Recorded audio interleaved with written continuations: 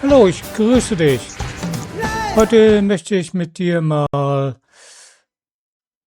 ein Thema durchgehen, was uns ASK Studio mal etwas näher erklären soll, und zwar das Thema Beschreibung. Ich bin oft auch zu faul, eine Beschreibung reinzusetzen, manchmal mal 2, 3 Sätze, aber irgendwie hat man immer das Gefühl, da fehlt etwas, da macht man was falsch. Geht es dir auch so?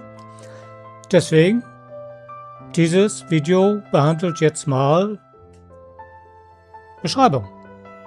Erklär uns das doch mal, ASK. Ich habe die Frage schon geschrieben. ASK, was sind die größten Fehler, die Creator bei ihren Videobeschreibungen machen? So, dann wollen wir mal schauen, was sie dazu sagt, ne?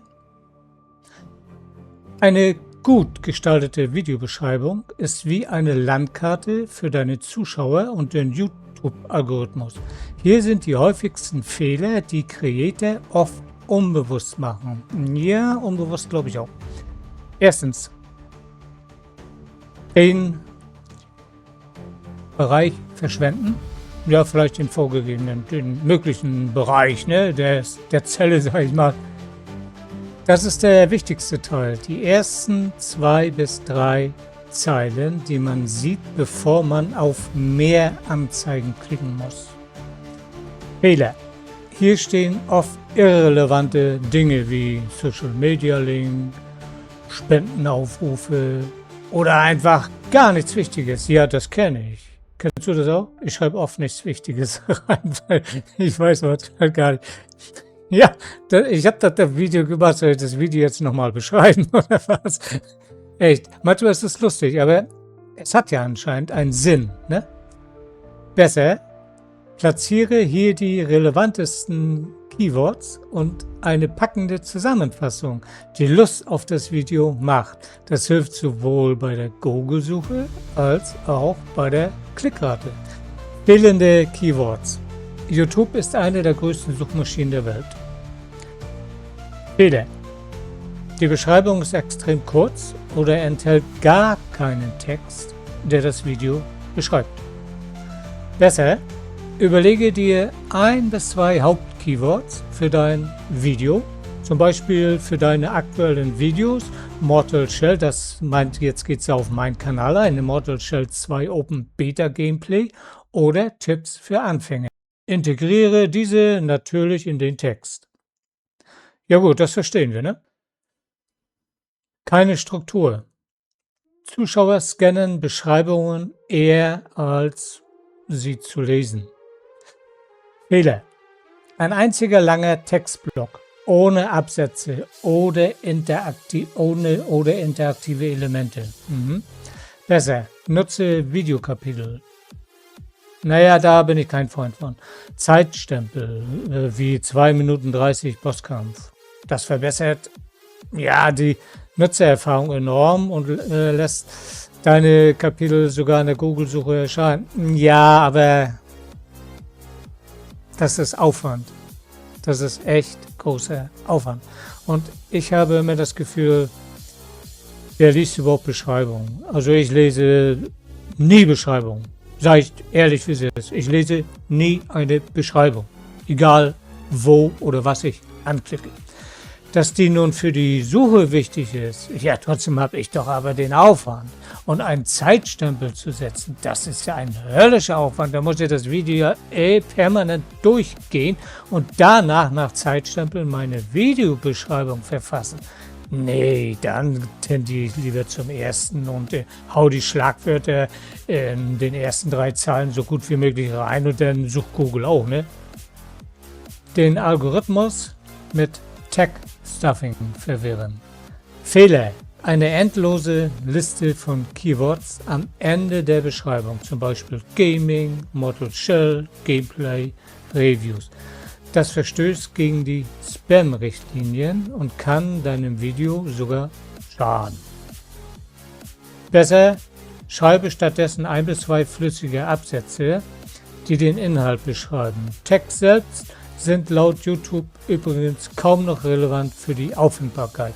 Ja, da muss ich jetzt aber mal was einwerfen. Ich habe also ASK Studio schon öfters benutzt, auch gib mir mal noch eine Beschreibung für das Video, ne?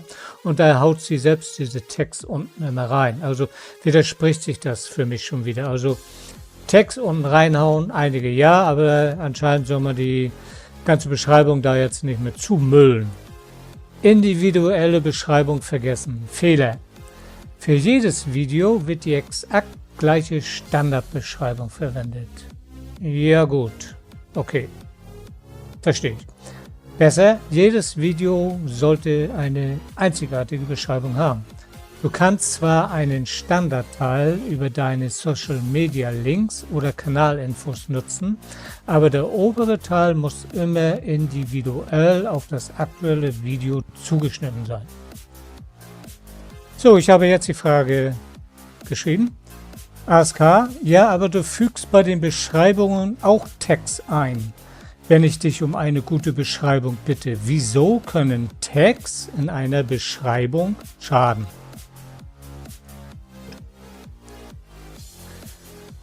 Ja, da hat sie jetzt nur einen dicken Dinkel geschrieben.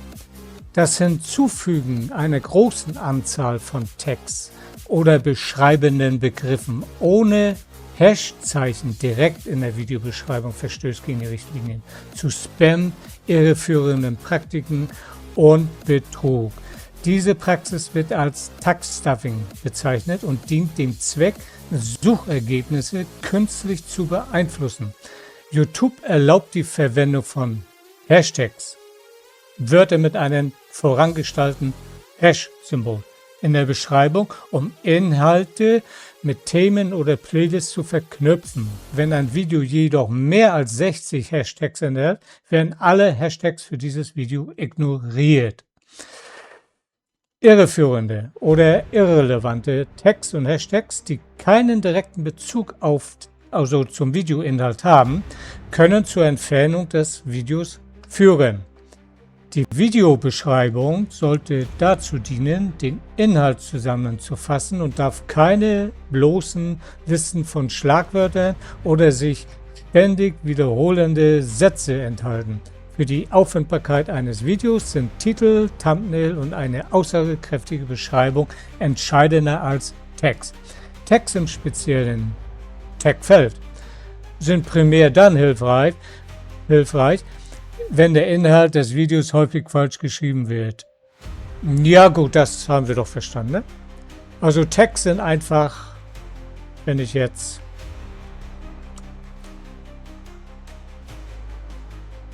Mortal Shell 2 unter meine Beschreibung, ne? Sagen wir mal, das ist jetzt das ist jetzt meine Beschreibung, ne? Und hier, das ist dann weg, hier ist ja klar. Und da runter ein Tag Mortal Shell 2. Bosskampf. Zum Beispiel, ne? Das wären Tags. Da kann man von ausgehen, okay, das wird in der Google-Suche irgendwie mit einbezogen. YouTube oder diesen Algorithmus stört das schon wiederum. Wenn jetzt hier vorher aber das Hash... Mann! Das Hash-Zeichen ist, wie man sagt, ne? Heißt das Hash? Ja, ne? Hashtag, ja. Das ist der Tag, das ist Hash. Hashtag hört sich besser an als Hash, ne? Wenn es so geschrieben steht, meint sie. Das ist dann okay. Genau, dann habe ich das verwechselt, weil das fügt sie mir oft in Beschreibung auch nochmal unten zusätzlich rein. Als zusätzliche Suchhilfe. Das ist wiederum erlaubt. Aber da sagt sie auch, ne, maximal 3 bis 5, mehr nicht. Das ist andere Schwachsinn, weil YouTube zählt, glaube ich, nur bis maximal 5. Also wenn du die ersten Hashtags bis 3 hier jetzt nochmal eine hintersetzt, ne? In der Regel mache ich mein Accountname, sag ich mal, ne?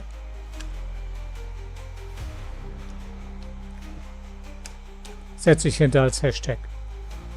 Und das in der Regel reicht. Also Mortal Shell 2, je nach Titel des Videos wäre dann Bosskampf, ne? Oder man setzt direkt einen Hashtag mit dem Namen des Bosses, auch wenn den noch nicht gibt, der Name des Bosses als Hashtag, was aufgeführt wird von YouTube.